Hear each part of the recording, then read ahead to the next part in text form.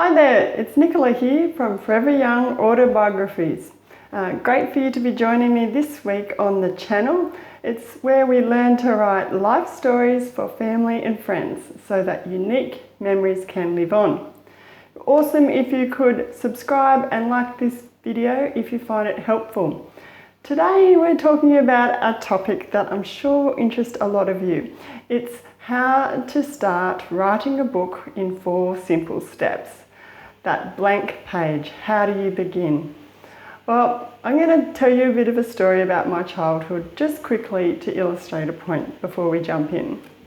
Now, where I grew up was beside the beach, and we had a quarry that had been used probably 100 years ago to get rock blocks out of to make the harbour entrance, the walls to the harbour. And now, over time, decades, it filled in with water and was a really great spot for us kids to muck around in and play at when we were on school holidays. So you'd get up to the little ledges and you jump in and then you work your way up a bit higher until you're on the very top ledge. And you'd be nervous, you'd be fearful, a bit like writing an autobiography or a memoir. It was daunting. You looked over that edge, oh my goodness, I can't do that. That water's too dark, too scary. But when there was all those other kids around you, the bigger kids, the younger kids, egging you on, you really had to go to the edge of that cliff and jump off. Just feel that fear and do it anyway. You can't wait at the top forever. You either do it or you're not. And it's kind of like that when you're writing a book. You have to take the plunge at some point. Now, to make it easier, I'm going to give you 4 tips. So let's go for it. Now, number 1 is, I like to come back to some questions, is to have these clear in your mind when you're beginning a life story project. You've got to know why you're writing, what's motivating you to write. Once you figure that out, it's really helpful to go forward and to put something down. So why are you writing and who are you writing for? Could be just for yourself. Most likely it's probably for your children, your grandchildren, great-grandchildren, just loved ones, friends and family, a close audience. Or it could be the wider world. Have that clear in your brain because that helps you tailor your writing to meet your audience. His interests and expectations. So who and why and who you're writing. Then the third one is, what are you writing? Now, many people will just want to write about a memoir, which is a slice of their life. Not the whole thing, but just a slice. Or you could do a full autobiography, which is basically a bit about your ancestors, your birth, all the way to the current time. Or you might want to interview loved ones or relatives and do their life story for them. That's what I'm doing with my grandmother. She's 99. We've nearly finished this whole process. So that's helping someone else write their autobiography or life story.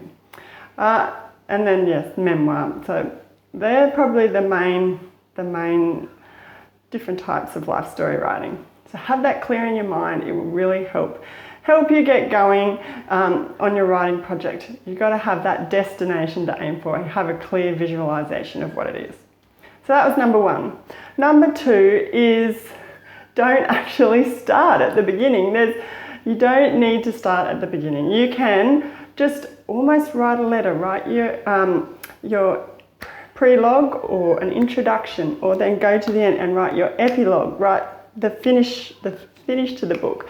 So they're kind of like, they're not part of the book, but they're kind of like the bookends. And you can do it in a conversational way, just as if you're just sitting down to write a letter. Now, a good thing you could include in this is about what your motivations are for writing the book. Some key life lessons you might have learnt that you want to pass on to future generations. Truths you might have want to share, and the themes that you're going to write about in your book. And also, what value is it going to be to your reader? What are they going to get out of reading this book? So that's really handy. Just sort of dip your toe in the water by writing the prelogue or introduction or the epilogue. That's a really good tip, just to get you writing, just starting out. So that was number 2. Number 3 is, don't start at the beginning anywhere, just start anywhere. Start somewhere that is exciting for you, that is a fun time in your life, that gives you energy. You want to start in a place that is a good vibe, a good place for you, and that makes you want to write. Once you enjoy remembering and writing about a period in your life, you'll want to keep writing. So this is like the early win, getting off to a good start. So start somewhere in your life that is energetic and uplifting. That's a really good tip. Now, the fourth tip I have for you is a bit of a mindset thing. Just pretend you're not writing a book at all. No, it's too big, can't do it. But then slowly, as they say, one spoon at a time, you're eating that elephant in the room. So you're not writing at all, you're just going to do a sentence. This is what I tell the cadets, journalists, when I've got my sub-editing hat on. Can you write one sentence? Can you write the introduction to a story? Okay, great. Can you write 3 sentences? Can you write 12 sentences? If you can write 12 sentences, you've got a story. And that is pretty much the same with a life story project, autobiography, memoir. Just think about writing a story, a little, something anecdote from your past. If you can write one story, 12 sentences, give or take, great. And then you do that again, maybe a bit later, you do another one, the next day or the next week. And slowly, as you do those stories, they start to stack over the weeks and the months and the years, and before you know it, you've tricked yourself almost. Oh, I've written a book. So that is a really good one of overcoming that critic in your head and just beginning. No, just writing the one story, it's all cool. And then stack it all the way up. So there's my 4 tips that will help you put pen to paper and get writing your book today. So we'll just recap those. Now, number 1 was answering those key questions. Why are you writing? Who are you writing? And what are you writing? Number 2 was sort of cheating a bit, writing the beginning, like the prelogue, the welcome, and the epilogue, those bookends to your book. The third one was picking something that's energetic, a period in your life that's energetic and uplifting. Will be a real easy win. And the fourth one is, of course, had a blank here. Yes, just stacking stories on top. So overcoming that mindset that you've got to write a big book. We're just going to break it down into manageable chunks.